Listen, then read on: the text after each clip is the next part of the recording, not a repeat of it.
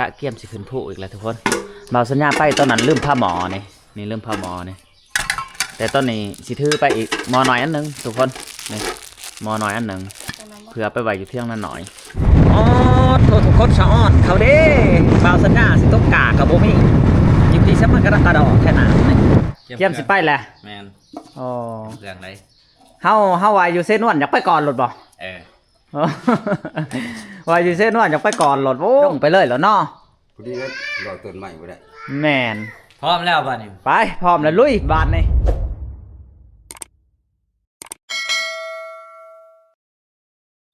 ทักทายสบายดีทุกคนทักทายสบายดียามเสาร์นะมื้อนี้บ่าวสัญญาก็สิได้เดินทางทุกคนได้ก็คือเฮาสิได้เดินทางไปบ้านพันเฮียงทุกคนสิขึ้นภูเขาเลยในมื้อนี้พันท้องแท้โทรมาเพิ่นว่าอันบ่าวสัญญามาไวเด้อเพิ่นว่าให้ขึ้นท่านตอนอัน10 โมงหรือว่า9 โมง 50 โมงและประมาณนี้แหละทุกคนไปก่อนอื่นไปหับส้มน้ำกันตามถนนหนทางมื้อนี้บ่าวสัญญาก็ได้เดินทาง2 คนทุกคนกับบ่าวลุงเพิ่นนะไปกะเกี่ยมสิขึ้นผู้อีกแล้วทุกคนบ่าวสัญญาไปตอนนั้นลืมผ้าหมอนี่ลืมผ้าหมอนี่แต่ตอนนี้สิถือไปอีกหมอหน่อยอันหนึ่งทุกคนนี่หมอหน่อยอันหนึ่งเผื่อไปไว้อยู่เที่ยงนั้นหน่อยตัวใดอันนั้นก็กันเอาตัวนี้ก็เอาตัวนี้ใหญ่กว่านิดนึงเอาหมอตัวนี้แล้วก็เอาผ้าหมอไปทุกคนแล้วก็บวงนี่ก็ถือไปนำจะปะอยู่เที่ยงนั้นหน่อยพอเลยทุกคนนี่เอาไปแย่ลงหัวหมอนี่ใส่นี่ละใส่ทงนี่ให้เนี่ยก็เกียบให้มื่อนี้สิได้เดินทางไปเสาได้ทุกคนเลยลูกกับพ่อท่านได้ตื่นเพราะว่าทั้งพันท้องแถแล้วก็พันม่องเพิ่นว่าขึ้นแต่เสาประมาณ9 โมง 50 โมงให้ได้ขึ้นภูเขาเพิ่นว่าจากนี้ไปกัน136 ลักทุกคนจะได้เดินทางกับเบาหลุง2 คนไปบ้านนี่ไม่ได้แล้วเกี่ยมฮะหอมเมียแล้วขึ้นนี่หอมอะไรใส่หมวกกันน็อกได้หมวกกันน็อกบ่มีไปเกี่ยมบาดนี่ไปก่อนทุกคน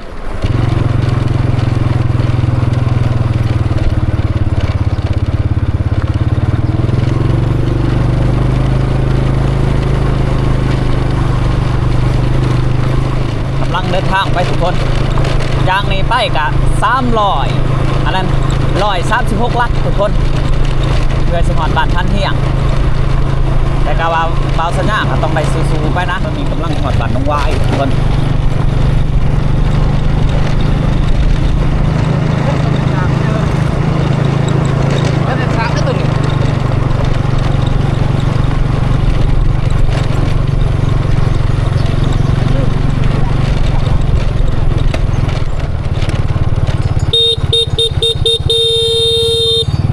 ควายลายลิรถเสาท่านนี้เขาจับปล่อยเนาะท่านนี้เนาะ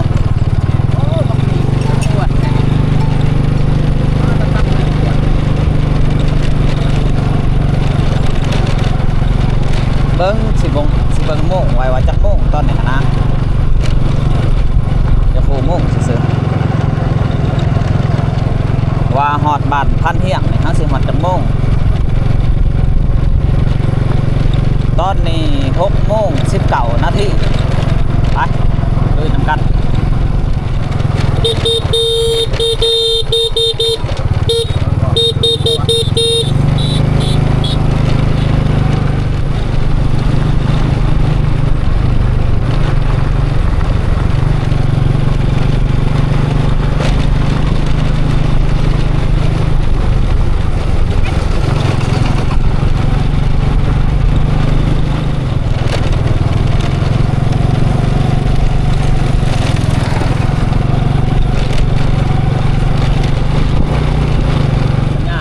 เดินทางหอดบ้านน้องบัวทุกคนบ้านน้องบัวนี่ยังขึ้นกับเมืองชนบุรีได้บ้านสุดท้ายของเมืองเขาว่าแม่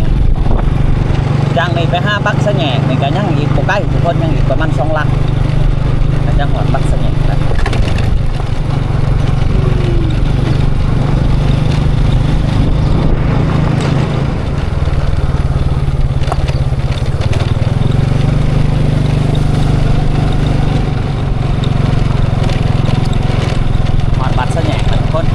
ใกล้กับจะได้ลงบักเลยนะ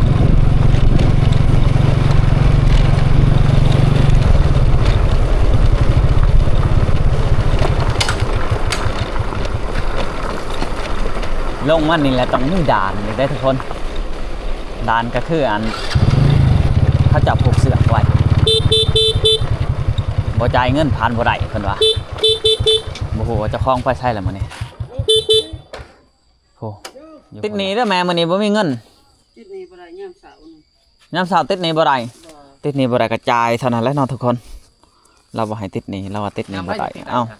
ย ามได้ก็ติดบ่ได้แต่ค่าน้ำมันก็ยังติดบ่ได้ ติดบ่ได้เนาะ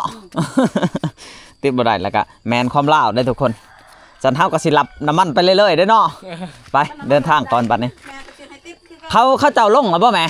ยังลงโหลดลงคา ไปทุกคนบรรยากาศมันยังเสาๆอยู่แต่บ่ได้เช้าเด้7:00 นแล้วเด้อวะนี่7:00 นใช้พอตื่นแล้วบ่อยากบ่อยากก็ได้ขึ้นบักหน่อยอยู่ดิคิดว่า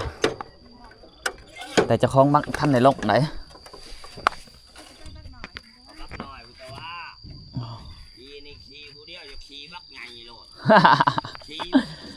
เออเอ้ยแม่จะขี่บักไงหรอบ่เออ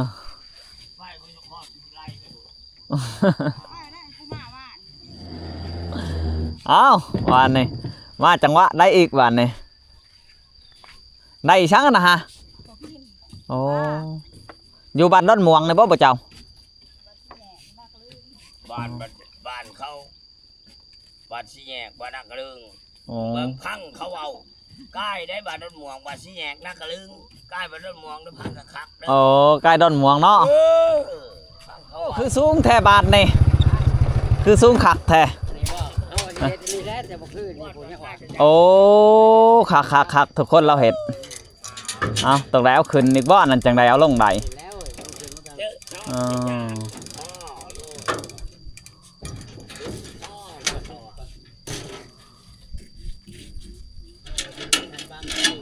ไปได้กรรมกร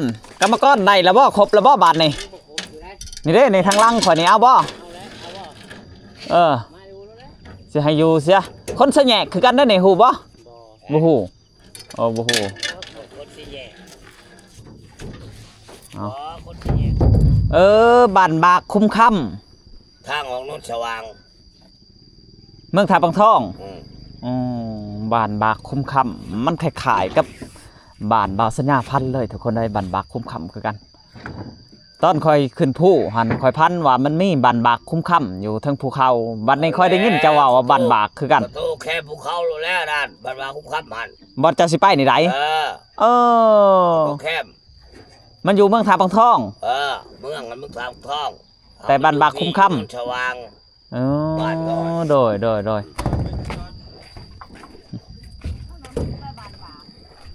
ว้าวตะเอาขึ้นบ้านนี่ฮะเบิ่ง มามึงเอ้ยอะไรนี่เราไม่ไหม ไม่ใหม่แล้ววะพอแห้งเพื่อจะออกได้เนาะพอแห้งทุกคนเลย เชื่อมึง นี่ ไปลองเบิ่งก่อน เอาอันนี้จะเป็นสายสลิง อ๋อไปหา เฮ็ดไปสิมันขึ้นบ่คัน นี่บ่แม่นเนี่ย ไปมาสิ นี่ อ๋อ เขาว่าอยู่ พุ่นแหละไปพูดไปพาพุ่นแหละพอเอ้ย หาเงิน ว่าอยากหาโต๊ะที่เจ้าสั่งกะบ่มีเวลา ไปหา บ่มีเวลาโอเคเอาออกอ่านบาทเลย ไปหาเงินเนาะ เริ่มสตาร์ทแต่บาทเลย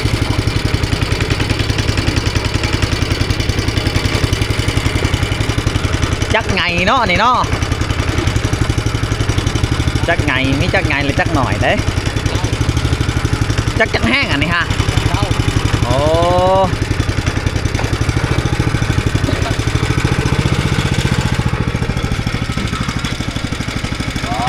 ไปเขาโทรไป ตอนนี้สิฮอดพังเลยทุกคนสิฮอดพังแล้วนะโอ้ทางง่ายเพิ่นเฮ็ดสัตว์จุ๊ดเพิ่นว่าขับบักหน่อยบักไงได้หมดเพิ่นเฮ็ดเจ้าสิไปใช้แม่เจ้านี่ เมื่อบานน่ะก็เลย นักกระลึงโอ้จากนี้ไปหานักกระลึงก็ใกล้เติบได้เนาะ เนื้อจุดชุ่ม โอ้เนื้อจุดซุ่มเนาะแม่เนาะโอ้ไปเดินทางก่อนเด้อไอเด้อไปเดินทางก่อนทุกคนเลยโอ้รถใหญ่ก็ลงมาบาทนี่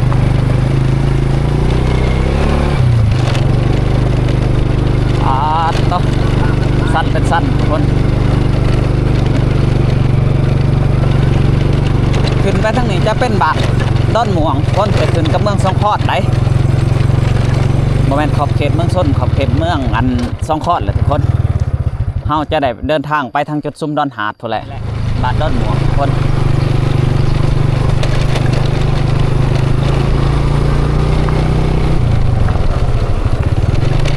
บ้านนี้จะขึ้นกับเมืองสองคอด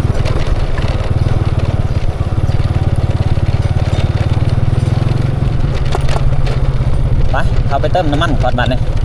ถ้าบ่เติมน้ำมันนี่บ่หอดได้ใกล้บ่โอ้ยมันใกล้ไร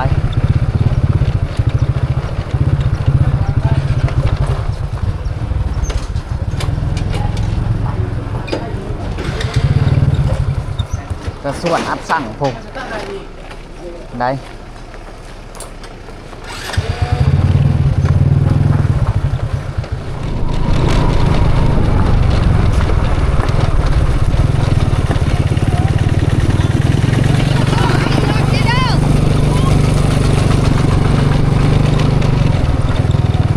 โอ้เขาจับไปหาเห็ดได้เนาะ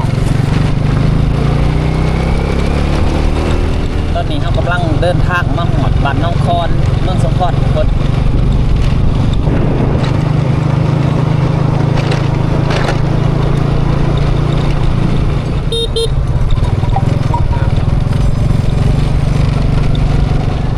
หอดทางแหวนน้องคอนเลยทุกคนบ้านนี้เฮากะสิได้เดินทางพุ่นแหละไปบ้านพันเฮียงพุ่นแหละลงใต้อันนี้คือทางไปนครปักเซ่ไปบ้านนี้ลุย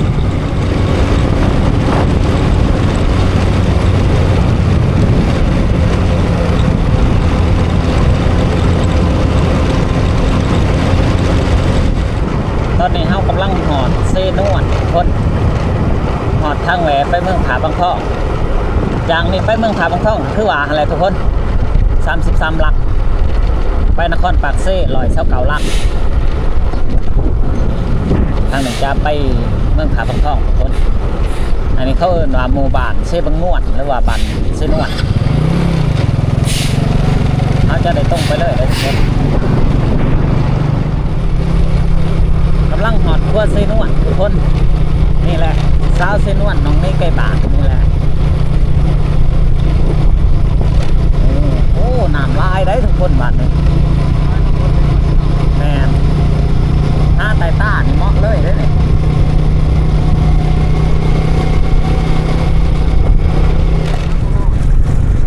ทอดไปหน้านี่ฮะสาวเมืองละครเพ่งยินดีต้อนรับแม่นจากนี้ไปเมืองละครเพ่งนี่ก็บ่ใกล้และการมันขึ้นกับแขวงสารวัตรตอนนี้เราสัญญาณมั่งหอดทำพ่วงทุกคนทำพ่วงหรือว่าทางแหวกปากสะพาน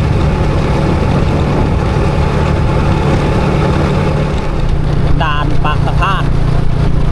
ไปนครปากเซ่นี่ก็121 ลักทุกคนนี่ทางนี้ทางลงไปนำคลองเรียกว่าความพังไทยเลยก็ได้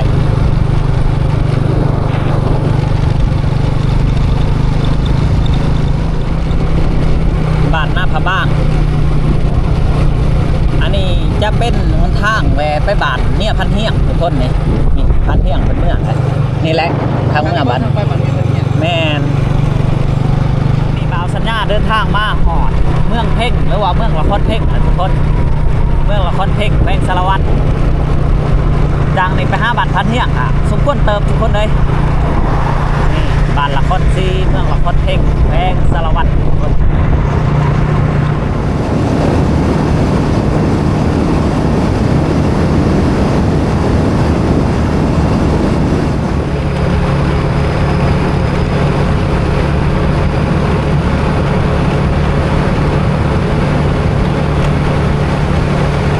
ไก่สิหอดแล้วทุกคนบัดนี้จอดกินข้าวกินน้ำก่อนโอ้เอาข้าวเปียกเด้อแม่เด้อเอาข้าวเปียกโตได้เสียวยังเอาข้าวเปียก2 ถ้วยจอดกินข้าวกินน้ำก่อนทุกคนมาลงมารับประทานอาหารก่อนทุกคนบัดนี้เอากินเผากินเผาไปได้นี่กินเพอบได้กินข้าวเสาเดินทางมาแต่เสาเลยเนาะเฮาก็ได้ ย่านบ่ทันทีมงานเพราะว่าทีมงานสิพาขึ้นมื้อนี้เลยทุกคน ได้ยินบ่ขึ้นไปถ่ายอยู่หลังผู้ โตหันสิขึ้นไปถ่ายอยู่หลังผู้โตขึ้นกับไผแหละโอ้สงสัยขึ้นแล้ว บ่ยัง โตขึ้นกับไผพันมอง ขึ้นไปถ่ายกับพันเดือน โอ้บัตรพันทองแท้ได้สั่นถาไปพร้อมเฮาเออแล้วพันมองไปเลยได้ขึ้นทายอยู่หลังผู้กับพันเดือน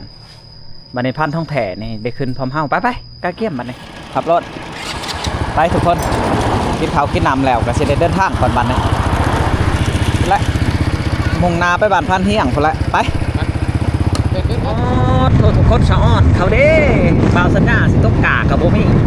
อยู่ที่สมันกระดอกแค่นั้นนี่เต็มถุงให้ถุงหน้าเลยกำลังหอดทางแหวเขา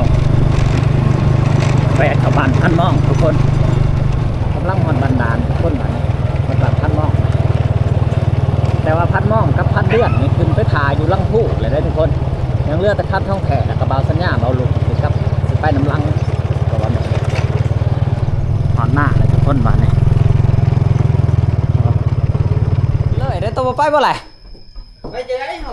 ท่านนี่แหละเฮาสิขึ้นกับอีพ่อ อ๋อเฮาสิขึ้นก่อนได้อสั่น โตทายขึ้นพร้อมเฮาบ่ ลงมาแล้วเฮาก็ขึ้นไหม โอ้ยมื้ออื่นเฮาก็ขึ้น